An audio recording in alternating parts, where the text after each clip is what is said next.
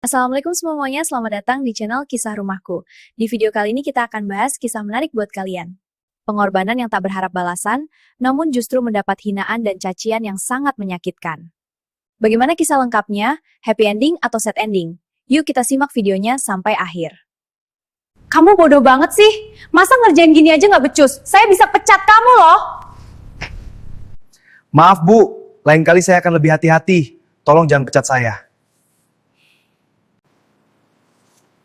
Apa-apaan ini? Kamu bisa nggak sih bikin kopi? Maaf Bu, Kamu apakan laptopku? Kenapa begini? maaf saya tidak tahu Bu. Dasar OB kampungan, bisa kerja nggak sih? Lama-lama saya pecat kamu, dasar bodoh! Sebuah gedung pencakar langit di jantung Jakarta, PT Wijaya Property. 42 lantai kaca mengkilap yang setiap pagi memantulkan sinar matahari seperti mahkota emas. Di balik kemewahan itu, ada seorang pria yang hampir tak pernah dilihat sebagai manusia utuh. Namanya Andi Pratama, 29 tahun, lahir dan besar di sebuah desa kecil di Purworejo, Jawa Tengah. Tubuhnya kurus, tapi otot-ototnya keras karena bertahun-tahun bekerja fisik. Kulitnya sawo matang terbakar matahari, rambut pendek rapi selalu disisir dengan air, dan seragam biru dongker office boy-nya sudah pudar di bagian lengan dan lutut karena dicuci ratusan kali dengan sabun batangan murah. Setiap hari, Andi bangun pukul 4.15 pagi di kontrakan sempit 3 kali 3 meter di pinggir Kali Ciliwung, Jakarta Utara. Dia sholat subuh, lalu membantu ibunya, Mbok Siti, yang menderita asma kronis, bernapas dengan susah payah setiap malam. Andi merebus air hangat, menyiapkan obat dari warung, lalu memasak nasi goreng sederhana untuk sarapan adiknya, Sinta, yang sedang kuliah semester 6 jurusan akuntansi di Universitas Negeri. "Mas, kirim uang bulan ini ya, SPP telat lagi," kata Sinta pelan sambil memeluk Andi sebelum berangkat. Andi hanya tersenyum, meski gajinya cuma 3,8 juta sebulan. 2,5 juta langsung ditransfer ke desa. Sisanya untuk bensin motor bututnya, mie instan, dan sesekali rokok kretek untuk menghibur diri di tengah kemacetan. Perjalanan ke kantor adalah neraka kecil. Motornya menyusuri jalan tol yang macet total. Asap knalpot hitam pekat, klakson saling bersahutan. Andi tiba di gedung pukul 4.50 pagi sebelum satpam lain. Dia langsung ambil sapu ijuk, ember, dan kain pel. Lantai marmer harus mengkilap sebelum jam 7. Karena dia yang paling rajin, dia juga yang paling sering kena marah. Dan orang yang paling sering memarahinya adalah Rina Wijaya, 31 tahun, manajer senior divisi keuangan, putri tunggal pemilik perusahaan, Pak Hadi Wijaya. Rina adalah perempuan yang cantik luar biasa. Kulit putih mulus seperti porselen Cina, mata coklat tajam seperti elang, bibir tipis yang jarang tersenyum. Rambut hitam lurus panjang selalu diikat kuda dengan pita sutra mahal. Setiap pagi dia turun dari Mercedes S-Class hitam mengkilap, sepatu Louboutin merah 15 cm, tas Hermes Birkin yang harganya bisa beli rumah kontrakan Andi 10 kali lipat. Bau parfum Chanel No. 5-nya selalu meninggalkan jejak di koridor.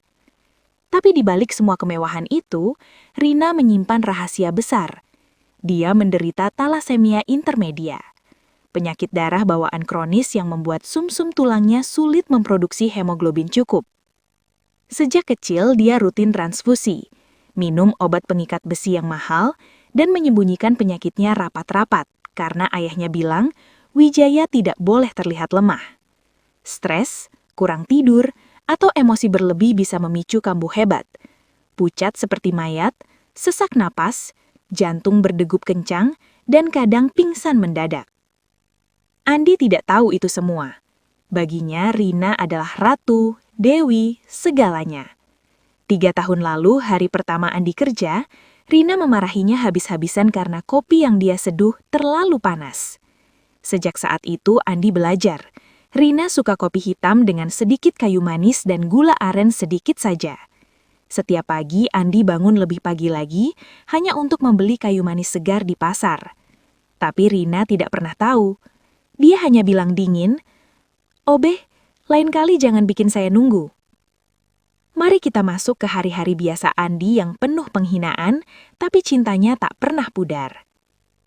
Insiden pertama, Senin pagi, 3 minggu lalu. Andi sudah mengepel lantai ruangan Rina 2 kali, mengkilapkan meja kayu jati mahal itu sampai berkaca. Dia menaruh mawar putih kecil di vas kristal, beli Rp7.000 di tukang bunga pinggir jalan. Rina masuk jam 8.15 pagi, melempar tas ke sofa dan langsung berteriak, "Andi, kopi saya mana?" Andi buru-buru menyodorkan cangkir. Rina menyesap satu teguk lalu menyemburkan ke lantai yang baru dipel. "Ini pahit sekali. Kamu nggak punya otak ya? Saya bilang kemarin manis sedang. Kamu obe bodoh, nggak bisa ingat pekerjaan sederhana?" Padahal kemarin Rina sendiri yang bilang kurangi gula. Andi hanya menunduk dan bilang, "Maaf Bu, saya buatkan yang baru." Rina berbalik badan, "Cepat, jangan buang waktu saya yang mahal." Andi pergi dengan hati remuk. Tapi sore harinya dia tetap menyekap keyboard Rina yang kotor dengan alkohol, membersihkan jejak lipstik di gelas, dan menaruh permen mint kesukaan Rina di laci tanpa diketahui. Insiden kedua, Rabu siang. Dokumen kontrak proyek Mall Wijaya harus diantar ke ruang rapat. Andi mengantarkannya tepat waktu, tapi di tengah rapat, Rina berteriak di depan 15 orang direktur. "Andi, dokumen ini urutannya salah. Bagian lampiran hilang. Kamu sengaja ya bikin saya malu di depan klien?" Padahal Andi sudah cek 3 kali. Ternyata sekretaris Rina yang memindahkan file saat buru-buru pagi tadi. Andi berdiri di pojok ruangan, tangan gemetar memegang map cadangan. Rina melanjutkan, "Dasar OB kampungan, gak berguna. Pulang sana ke desa kalau gak bisa kerja." Semua mata memandang Andi seperti sampah. Andi hanya bilang pelan, "Maaf Bu, ini versi lengkapnya." Malamnya, Andi tetap lembur membersihkan ruangan Rina sampai jam 22, menyusun semua dokumen dengan rapi, dan menulis catatan kecil di post-it. "Semoga besok rapatnya lancar, Bu." Insiden ketiga, Jumat sore. Toilet eksekutif tersumbat. Bukan tugas Andi, itu tugas teknisi. Tapi Rina masuk. Melihat genangan air, langsung telepon Andi naik ke lantai 38. "Andi, kamu gak pernah bersihin toilet dengan benar. Bau sekali. Kamu kira saya bayar gaji kamu buat apa?" Andi buru-buru naik, membongkar saluran dengan tangan telanjang. Keringat bercampur air kotor. Rina berdiri di belakang sambil memegang hidung. "Cepat, saya ada meeting penting. Kalau sampai klien mencium bau ini, kamu saya pecat." Andi selesai dalam 25 menit. Tangannya berdarah karena pipa tajam. Rina pergi tanpa terima kasih. Tapi Andi masih sempat menyemprotkan parfum ruangan sebelum Rina kembali. Insiden keempat, Senin berikutnya. Rina sedang PMS dan stres proyek telat. Andi hanya lewat membawa ember. Tiba-tiba Rina teriak dari dalam ruangan, "Andi, masuk sini." Andi masuk. Rina menunjuk laptop. "Laptop saya lemot. Pasti kamu yang kemarin colok-colok kabel sembarangan waktu bersihin meja. Kamu rusak barang saya yang jutaan." Padahal kemarin Andi hanya menyeka debu dengan kain microfiber lembut. Rina marah-marah 15 menit penuh. Kata-kata kasar keluar seperti bodoh, kampungan, gak punya otak, manusia rendahan. Andi hanya diam, mata menatap lantai. Dalam hati dia berbisik, "Bu, kalau Bu tahu saya lakukan ini semua karena saya sayang Bu, mungkin Bu akan berubah." Ada juga insiden kelima, keenam, ketujuh. Setiap minggu selalu ada. Kadang karena lift rusak dan Andi telat naik barang. Kadang karena kertas printer habis, padahal stok ada di gudang bawah. Kadang karena Rina lupa taruh kunci mobil di laci dan menuduh Andi maling. Setiap kali Andi dihina di depan orang banyak, hatinya seperti ditusuk pisau. Tapi setiap malam dia pulang, mandi air dingin, lalu tersenyum sendiri di cermin kontrakan. "Besok saya akan buat Bu Rina senyum, meski cuma sedetik." Sementara itu, di balik sikap dinginnya, Rina juga manusia. Pacarnya Reza Hartono, pengusaha properti anak konglomerat, sudah 3 tahun pacaran tapi selalu selingkuh. Reza suka pesta, minum, bawa perempuan lain ke apartemen yang Rina bayar sendiri. Rina tahu, tapi dia bertahan karena ayahnya ingin perusahaan lebih besar kalau gabung dengan Hartono Group. Stresnya menumpuk. Obat talasemianya sering dia lupa minum karena meeting sampai malam. Wajahnya semakin pucat, tapi dia nutup dengan make up tebal. Hingga malam itu, Rabu malam hujan deras mengguyur Jakarta. Jam 17.30, kantor sudah sepi. Hanya Rina yang masih di ruangannya. Lampu menyala terang. Ponselnya berdering. "Reza? Rina, aku mau jujur. Aku sudah sama sekretaris baru aku 2 bulan. Foto-fotonya sudah beredar di grup. Kita putus saja ya. Capek aku pura-pura." Suara Rina bergetar. "Reza, kamu gila. Setelah semua yang aku kasih?" Reza tertawa sinis. "Kamu juga gak pernah ada buat aku. Selalu kerja, selalu sakit-sakitan. Aku butuh yang sehat, yang fun." Telepon ditutup. Rina menatap layar ponsel dengan tangan gemetar. Dadanya sesak, napasnya pendek-pendek. Dia tahu ini pertanda kambuh. Tapi dia memaksa diri tetap kerja. Mata berkunang-kunang. "Aku harus kuat. Aku Wijaya." Di koridor, Andi masih ada. Dia melihat lampu Rina masih nyala dari kamera CCTV kecil yang dia pantau diam-diam.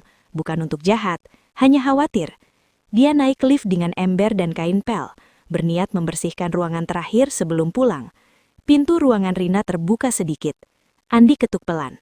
"Bu Rina, izin bersihkan ya." Tak ada jawaban. Andi mendorong pintu. Rina tergeletak di lantai karpet tebal. Tubuhnya pucat seperti kertas. Bibir biru, napas tersengal-sengal. Dokumen berserakan, cangkir kopi pecah. Darah kecil mengalir dari hidungnya karena tekanan rendah ekstrim. Andi, tolong. Suara Rina hampir tak terdengar. Andi panik luar biasa. Dia jatuhkan ember, angkat tubuh Rina yang ringkih itu ke pangkuannya. Bu Rina, bangun Bu." Dia langsung telepon 119, lalu satpam. "Cepat, Bu Rina pingsan, darurat." Sambil menunggu ambulans, Andi robek kaos dalamnya, lap keringat dingin di dahi Rina, pegang tangannya yang dingin seperti es. "Bu, tahan ya. Saya di sini. Saya nggak akan ninggalin Bu." Ambulans tiba 12 menit kemudian.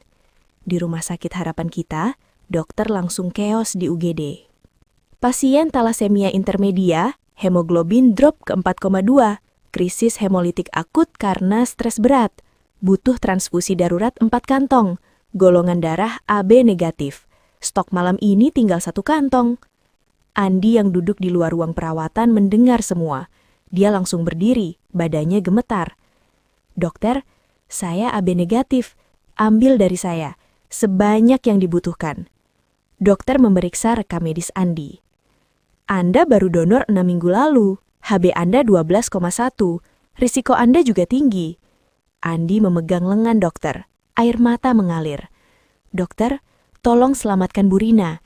Dia orang yang paling saya hargai di dunia ini. Saya rela apapun." Mereka ambil 450 ml dari Andi. Tubuh Andi langsung lemas, kepala pusing, tapi dia tetap duduk di samping ranjang Rina yang dipasang oksigen dan infus. Malam itu Andi tak tidur. Dia pegang tangan Rina, berbisik pelan, "Bu, saya tahu Bu selalu marahin saya. Saya tahu Bu pandang saya rendah. Tapi saya tetap sayang Bu. Bukan karena jabatan, bukan karena duit. Tapi karena Bu adalah Rina yang kuat, yang berjuang sendirian. Saya cuma mau Bu bahagia." 3 hari penuh Rina koma. Andi tak pernah pulang. Dia tidur di kursi plastik keras di samping ranjang, mandi di kamar mandi RS pakai air dingin. Makan hanya roti tawar dan air putih. Dia lap keringat Rina setiap 2 jam, ganti popok rumah sakit dengan tangannya sendiri, berdoa pelan dan bahkan menyanyi lirik lagu Armada, "Hargai Aku," dengan suara serak di telinga Rina saat malam sunyi. "Hargai aku, sebelum kau nilai siapa diriku." Hari keempat pagi, tanda-tanda Rina akan sadar. Monitor jantung mulai berdenyut lebih stabil. Dokter bilang, dia sebentar lagi siuman. Andi berdiri di samping ranjang, memandang wajah Rina yang masih pucat. Air matanya jatuh. Dalam hati dia berbisik, "Bu, saya sudah lakukan yang terbaik. Tapi saya takut, kalau Bu tahu saya yang rawat Bu malah marah lagi. Bu pasti malu. OB kampungan yang selama ini Bu hina, yang menyentuh tangan Bu, yang membersihkan tubuh Bu. Saya tak mau Bu merasa berhutang. Saya lakukan ini karena cinta, bukan minta balasan. Saat Rina mulai menggeliat, mata coklatnya berkedip pelan, Andi langsung mundur ke pintu.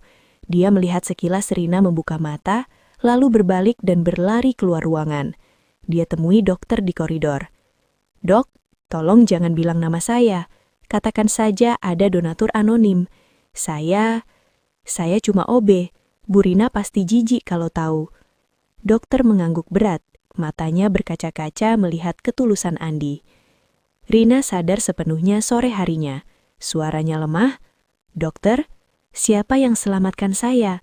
Siapa yang donor darah? Siapa yang ada di sini selama saya koma?" Dokter tersenyum lembut. "Ada seseorang yang sangat setia, Bu.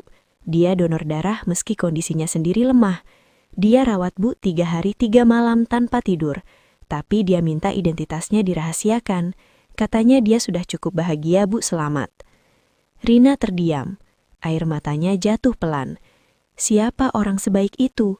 Kenapa dia tak mau saya tahu? Rina pulang ke apartemen 3 hari kemudian dengan ambulans pribadi. Dia bertanya ke sekretaris, ke satpam kantor, bahkan ke sopir pribadinya. Tak ada yang mau jawab. Andi sudah minta semua rekan kerja diam. "Jangan bilang apa-apa, saya tak mau Bu Rina merasa terbebani." Di kantor, Andi kembali seperti biasa. Menyapu, mengepel, menyeduh kopi. Tapi sekarang tubuhnya lebih lemah karena donor. Wajahnya pucat, langkahnya pelan. Rina yang sudah kembali kerja melihat Andi dari jauh, tapi tak pernah curiga. Dia hanya merasa ada yang aneh. Setiap pagi masih ada mawar putih kecil di mejanya, dan kopinya selalu pas dengan kayu manis. 2 minggu berlalu, Rina kambuh lagi ringan karena terlalu memaksakan diri. Dia ke rumah sakit untuk check up rutin dengan dokter yang sama. Di ruang pemeriksa dokter yang sama, cahaya lampu neon putih menyinari wajah Rina yang masih pucat. Dokter, seorang spesialis hematologi senior bernama Dr. Hendra, usia sekitar 55 tahun, dengan kacamata tebal dan suara tenang tapi tegas, membuka map rekam medis Rina. Dia diam sejenak, menatap Rina dengan mata yang penuh beban. "Bu Rina, hemoglobin Anda sudah stabil di 9,8. Transfusi darurat kemarin berhasil, tapi ada sesuatu yang harus saya ceritakan hari ini. Sesuatu yang selama ini saya rahasiakan atas permintaan orang itu." Rina mengerutkan kening, jantungnya mulai berdegup kencang. "Dok, maksudnya donor anonim itu?" Dr. Hendra menghela napas panjang. Dia meletakkan map di meja, lalu menatap mata Rina langsung. "Bu, identitas donor itu bukan lagi rahasia yang bisa saya jaga selamanya. Saya sudah mempertimbangkan etika profesi, privasi pasien, dan, yang paling penting, kesehatan jangka panjang Bu Rina." Rina terdiam, tangannya mulai gemetar. Dokter melanjutkan, suaranya pelan tapi berat, seperti sedang membongkar rahasia yang selama ini dia pikul sendirian.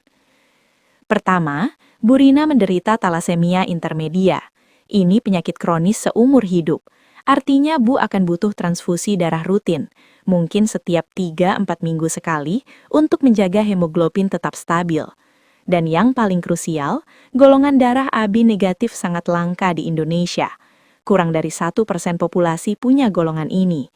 Donor yang cocok sempurna seperti ini jarang sekali. Apalagi yang antigennya match hampir 100% dengan Bu, sehingga risiko reaksi transfusi minimal." Rina menelan ludah. "Dok, jadi donor itu harus donor rutin juga?" "Ya Bu, untuk jangka panjang donor yang sama akan jauh lebih aman dan efektif daripada donor acak. Risiko aloimunisasi, tubuh Bu menolak darah asing, akan jauh lebih rendah. Ini bukan sekedar transfusi 1 kali, ini soal kelangsungan hidup Bu. Kalau donor itu hilang kontak atau kalau kita tak tahu siapa dia, Bu bisa kesulitan mencari pengganti yang sama cocoknya. Dan dalam kasus talasemia, mencari donor AB negatif yang kompatibel bisa memakan waktu berbulan-bulan, bahkan tahunan. Saya pernah kehilangan pasien karena stok darah tak cukup tepat waktu." Air mata Rina mulai menggenang. "Tapi, kenapa dia minta dirahasiakan? Kenapa dokter setuju awalnya?" Dokter menatap keluar jendela sejenak, seolah mengingat malam itu. Karena dia bilang kalau ibu tahu bahwa dia yang mendonorkan darahnya, ibu bakal menolak dan merasa jijik. Karena ia hanya orang rendahan, orang miskin yang sering direndahkan dan diremehkan, terutama oleh ibu Rina sendiri. Rina menutup mulutnya, bahunya mulai berguncang. Tapi ada alasan kedua yang lebih kuat, Bu. Lanjut dokter, suaranya semakin tegas. Ini soal kesehatan mental dan emosional Bu Rina. Penyakit ibu kambuh karena stres berat dengan masalah yang menumpuk. Saya tahu dari catatan medis, Bu sering depresi ringan, bahkan pernah minum obat penenang tanpa resep. Hal seperti ini tidak boleh dibiarkan. Kondisi ibu bisa terus menurun jika selalu dalam kondisi stres. Stres kronis memperburuk talasemia, meningkatkan hemolisis, menurunkan hemoglobin lebih cepat. Saya tak mau Bu mati karena rasa bersalah yang tak pernah terbayar. Rina menangis pelan sekarang. Dok, saya sudah merasa bersalah setiap hari. Setiap pagi lihat mawar putih di meja, saya ingat ada orang baik yang saya tak tahu siapa. Dokter mengambil tabletnya, membuka rekaman CCTV dari ruang ICU. Gambar buram tapi jelas. Andi duduk membungkuk di pinggir ranjang, tangan memegang tangan Rina, bahunya berguncang menangis tanpa suara. Rina menatap layar itu. Dunia seolah runtuh. Dan alasan ketiga, Bu, yang paling berat bagi saya sebagai dokter, kata Dokter Hendra, suaranya hampir bergetar. Saya terikat sumpah dokter, primum non nocere. Pertama, jangan membahayakan. Kalau saya terus rahasiakan identitasnya, saya justru membahayakan Bu Rina. Karena donor itu, Andi Pratama sudah donor 2 kali dalam waktu dekat. Hemoglobin dia drop ke 10,5 setelah donor pertama. Dia lemah, pusing, tapi tetap datang ke kantor kerja seperti biasa. Kalau Bu tak tahu, dia mungkin terus donor diam-diam sampai tubuhnya tak kuat lagi. Dia bisa anemia berat atau bahkan kolaps. Saya tak mau kehilangan 2 nyawa karena rahasia yang tak perlu. Rina ambruk. Dia jatuh berlutut di lantai ruang pemeriksa. Tangannya menutup wajah, isak tangisnya pecah. Andi yang saya hina setiap hari, Andi yang saya salahkan untuk segala kesalahan, dia yang rela nyawanya untuk saya, dia yang rawat saya 3 hari 3 malam, sementara saya anggap dia sampah. Dokter Hendra berlutut di depan Rina, memegang bahunya lembut. Bu, saya bongkar identitasnya karena kewajiban etis saya sebagai dokter, melindungi pasien dari bahaya yang lebih besar. Andi sudah bilang, Dok, kalau Bu tahu, tolong jangan paksa dia terima kasih. Saya cuma mau Bu hidup bahagia. Tapi saya tak bisa biarkan Bu hidup dalam ketidakpastian yang bisa membunuh Bu pelan-pelan. Rina menangis terseduh-seduh. Suaranya pecah. Dok, saya harus temui dia sekarang. Saya harus minta maaf sebelum terlambat. Dokter Hendra mengangguk pelan. Bu, saya doakan semuanya baik-baik saja. Hati-hati di jalan. Rina bangkit dengan kaki gemetar. Dia keluar dari ruang periksa tanpa bicara lagi. Di parkiran rumah sakit, supir pribadinya, Pak Budi, sudah menunggu di Mercedes hitam. Rina langsung masuk ke kursi belakang. Suaranya bergetar. Pak Budi, ke kantor sekarang, cepat, jangan tanya apa-apa. Pak Budi melihat wajah majikannya yang basah air mata melalui kaca spion, hanya mengangguk dan langsung menekan pedal gas. Mobil melaju kencang menyusuri jalan Sudirman yang mulai sore. Lampu lalu lintas merah terasa seperti penghalang abadi. Rina duduk diam, tangan menggenggam roknya. Air mata terus mengalir tanpa henti. Dalam kepalanya berputar kata-kata Andi yang pernah dia dengar samar-samar saat setengah sadar di ICU. Bu, tahan ya. Saya di sini. Saya tak akan ninggalin Bu. Mobil berhenti di lobi PT Wijaya Property. Jam sudah menunjukkan pukul 17.15. Karyawan mulai pulang. Rina turun pergesa. High heels-nya nyaris tersandung di trotoar. Dia berlari masuk gedung, melewati satpam yang terkejut melihat Bu Rina berlari dengan wajah penuh air mata. Lift terasa lambat sekali. Lantai bawah, koridor belakang, tempat Andi biasa membersihkan terakhir. Dia melihatnya. Andi sedang mengepel lantai sendirian di ujung koridor yang sepi. Tubuhnya membungkuk lelah, seragam biru pudar basah keringat. Tangannya memegang gagang pel dengan erat. Wajahnya pucat, Mata cekung karena kurang tidur dan donor berulang. "Andi!" teriak Rina. Suaranya pecah memecah keheningan. Andi menoleh, terkejut. Embernya jatuh, air tumpah. "Bu Rina, kenapa Bu kesini? Bu masih sakit, seharusnya istirahat." Rina berlari, high heelsnya berderit di lantai marmer basah. Dia langsung memeluk Andi erat-erat di tengah koridor itu, di depan beberapa karyawan yang kebetulan lewat dan berhenti terpaku. Air matanya membasahi seragam biru pudar Andi, bahunya berguncang hebat. "Andi, kenapa kamu pergi? Kenapa kamu sembunyikan semua? Dokter sudah cerita semuanya. Kamu yang donor, kamu yang rawat aku 3 hari 3 malam. Kamu yang pegang tanganku saat aku koma. Kamu yang nyanyi, hargai aku untukku. Padahal aku selalu marahi kamu. Aku hina kamu. Aku panggil kamu obe bodoh, obe kampungan. Aku salahkan kamu untuk segala kesalahan yang bukan kamu buat." Andi berdiri kaku sejenak. Tangannya gemetar. Air matanya jatuh pelan ke rambut Rina. "Bu, saya tak mau Bu tahu. Saya takut Bu malu. Saya cuma OB. Saya lakukan itu karena saya menghargai Bu. Bukan minta terima kasih, bukan minta jabatan. Cuma biar Bu selamat." Rina semakin erat memeluknya. Suaranya pecah, menangis histeris. "Maafkan aku, Andi. Maafkan aku. Aku manusia paling kejam. Aku tak pernah lihat kamu sebagai manusia. Padahal kamu yang paling manusiawi di antara semua orang di gedung ini. Kamu selamatkan nyawaku. Kamu rawat aku dengan penuh cinta. Sementara aku hancurkan hatimu setiap hari. Andi, terima kasih. Terima kasih sudah menghargai aku. Sebelum aku sempat menilai siapa dirimu. Sebelum aku sadar bahwa kamu adalah orang paling mulia yang pernah aku temui." Andi pelan-pelan memeluk balik. Tangannya gemetar. "Bu, sudah. Jangan nangis. Saya sudah maafkan dari dulu. Saya bahagia Bu selamat." Rina menarik wajah Andi, menatap matanya dalam-dalam. Air mata masih mengalir deras. "Andi, mulai hari ini, kamu bukan OB lagi. Kamu adalah orang yang paling saya hargai di dunia ini. Kamu calon suami saya, kalau kamu mau. Karena aku sudah belajar, menghargai itu bukan dari jabatan, bukan dari uang, tapi dari hati seperti milikmu." Andi tersenyum di tengah air mata. "Bu, saya cuma Andi, dan saya sudah mencintai Bu sejak lama." Di koridor itu, di depan semua yang melihat, Rina Lijaya, Ratu Es yang selama ini tak pernah menangis bahagia sambil memeluk office boy yang selama ini dia rendahkan. Seluruh gedung seolah berhenti bernafas, menyaksikan bagaimana satu kata, menghargai, bisa mengubah segalanya. Itulah cerita lengkap segmen 2 Hargai Aku.